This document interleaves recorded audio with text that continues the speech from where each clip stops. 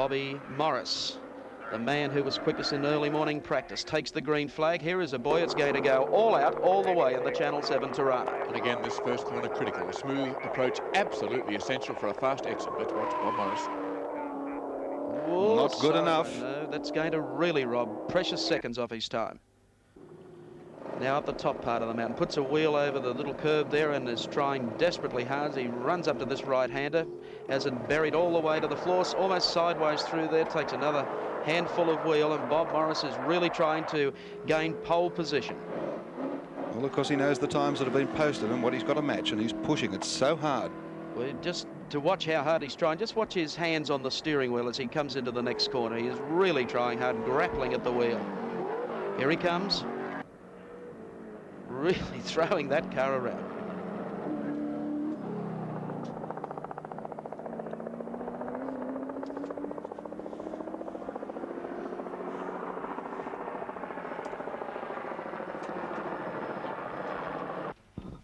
I think once I mucked up that corner, I knew that the lap wasn't going to be a real good one. What was the time? Have a guess. 23. 21.6 or 2.6. Well, it's better than it should have been. You're right up there in the front as far as the race is concerned. Oh yes, we're right for the race. You know, it's just a pity I mucked up one. Great time. Now, Bobby Morris, Australian Touring Car Champion, and the Ron Hodson Channel 7 Tirana. This car to be co-driven tomorrow by Dieter Quester, the Austrian who came out last year but unfortunately never got to race. Let's follow Morris through turn 1 in not bad shape and heading up Mountain Straight. Over the top of the mountain, you can see all that loose dirt that is still there and is really causing the drivers a lot of concern. In some cases, a lot of cardiac arrest. Not a bad line through that particular corner. Coming down to the right-hander in good shape. Not a bad lap here by Bobby Morris and the Ron Hodson Channel 7 car.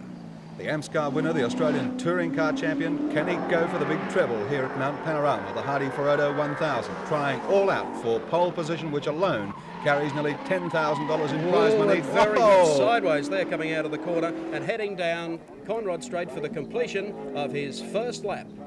Looks like a good time coming up to Bobby Morris with 2:23.85. Green flag at the ready, it's down, and now National Touring Car Champion Bobby Morris has this, his final chance for pole position.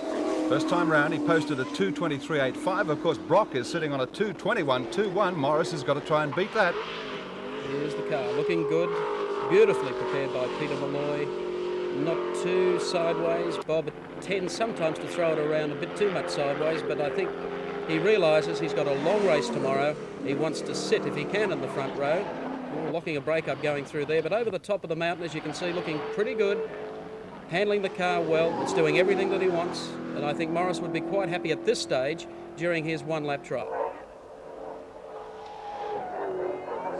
A little sideways there. That's probably 3/100ths of a second gone off his time, so he'll really have to be chasing hard, and he'll have to put in an exceptional lap speed down Conrod Straight to get pole position this year. But still looking good, and good to see him looking so competitive, particularly around this top part of the circuit. A little bit sideways there, but now on Conrod Straight, and now running down towards the completion of his lap. And Bobby Morris certainly locks in second fastest time of 2:22.46. The conditions were fairly treacherous out there. I tried reasonably hard without overextending the car because after all, tomorrow's race day. And, you know, we just want to be near the front of the grid. On the racetrack, at the moment, Bobby Morris, fastest man at Bathurst this week in the Channel 7 Breville entry. Well, Peter Brock has posted something for Bobby Morris to try and match.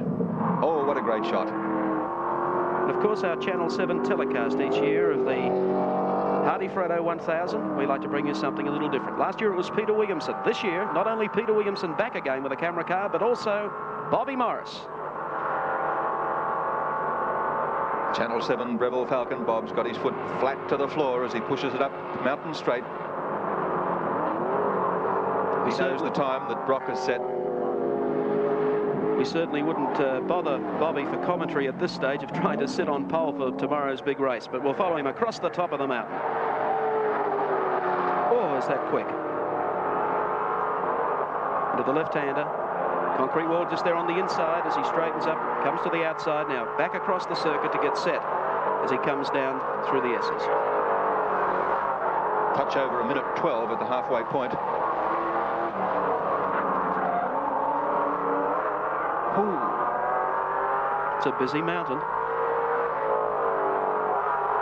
Hang on to the arm of your chair. The left-hander, that'll bring him back onto Conrod Straight. Now you'll get an idea of the speed that the V8s can attain on the run down to the left-hander that brings them onto Pit Straight.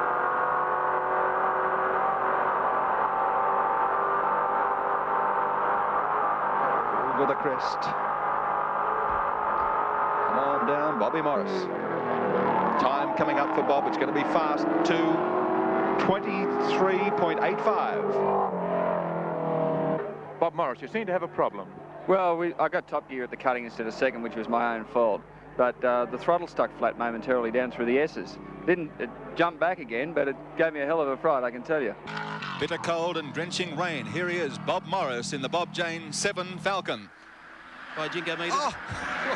This is the combination that could be one to watch this year. John Fitzpatrick, who was co-winner here in the Hardy Classic in 1976, a brand spanking new race car, and they have hardly put a spanner on it since they brought it to Bathurst. And Morris giving it the gun. And if it goes like this without work, it's going to be a real threat, and Bob is driving it to the limit under the conditions. Okay, the open spaces of Conrod Straight, and standing on the gas is Bob Morris in colour 7. Coming up with the time for Bob, 2 minutes 42.67. In 05. Rock on. Fastest time so far, Bob. It looked pretty desperate, though. I thought it was reasonably easy. I was trying not to be desperate because that's when you get out of shape. And all the way around I kept telling myself, be calm, be smooth, take it easy, which is what I did, and it felt good. Bobby Morris was one of the quick men in the first run with a 2:42.67. He's been surpassed now by about 4 others. He's got to improve quite a bit to maintain his position. The fellow who's been the cat amongst the pigeons has been Moffat with a 2:39.44. That's looking good. Morris will have to beat this. Okay, heading down, comes out of the curve. Looks pretty good, pretty close to the wall there though. Onto Conrod Straight, and Bob Morris heading down for this, his final lap. Pretty good shape, comes out. Oh, it's going to be very quick indeed. He's not far behind Bartlett's time. It's a 2:39.34. Second fastest, Bob, 39.33, with KB still to have a run. Well, not quite the $10,000, but we're very happy. Bobby Morris, the Seiko 7 Ford. Morris, of course, last year was involved in that accident that halted the James Hardy 1000 Classic. He's back now with a new car. Oh, won't have it around too long if he throws the tail like that, but Morris trying very, very hard indeed as he works the Ford up to the top of the mountain. There's not a driver that tries harder than Bobby Morris. He certainly knows how to throw the car around the circuit, and it's literally what he's doing at the moment to match these incredibly fast times that are being posted at Mount Panorama. Oh, my gee, careful, Bobby. Enormous times being posted here at Mount Panorama in the 1982 Hardies Heroes, and Bob Morris out to match them and better them if he can for that $10,000 that goes with pole position. Coming around now, and it is quick too. 2 minutes, 19.3. Well, did that seem faster or slower? Oh, that was a little bit faster. I know it was faster because they rang me up and told me. 9/10 of a second quicker. Yes, well, it's probably the first time I've really had a go, and we're just starting to use the brakes, and I think we can be very competitive in this race. Here comes a man who's got him talking at Mount Panorama this year. That's Bobby Morris at the wheel of the John Sands Commodore number 4. Surprise, surprise.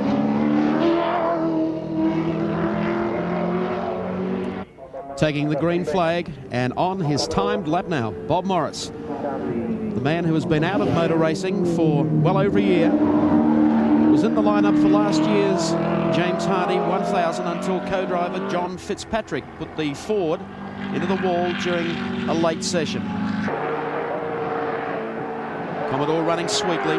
Bobby Morris, a former winner of the Hardy Classic here at Mount Panorama, lining up in a Commodore. Speaks volumes for the man's ability that this is his first drive in a race car for a year.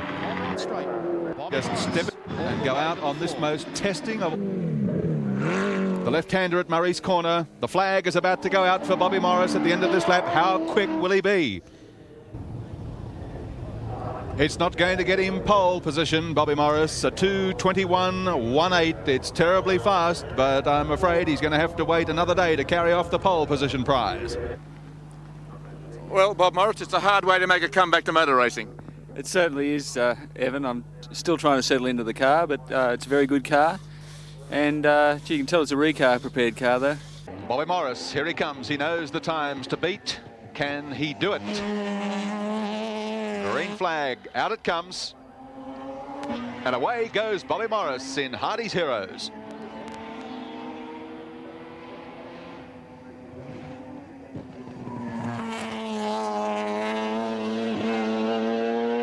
This is the WB1 checkered flag entry, driven by Bob Morris and Barry Jones.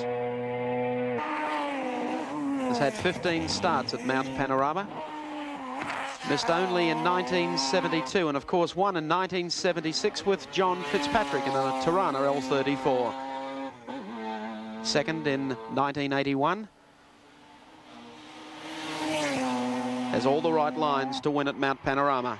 Oh, winds the little RX-7 right up off the top of the mountain. Listen to it scream. 1:16.6 his time to the top of the mountain. Not bad, but by gee, I don't know if it's going to be good enough. Here he comes. Morris bobs up beneath the bridge now. Only one corner to go, left-hander. Clock is ticking over for Bobby Morris, and it's going to be quick, but I think it's going to beat him all the same. 2 minutes, 18.1 seconds, the time for Bobby Morris.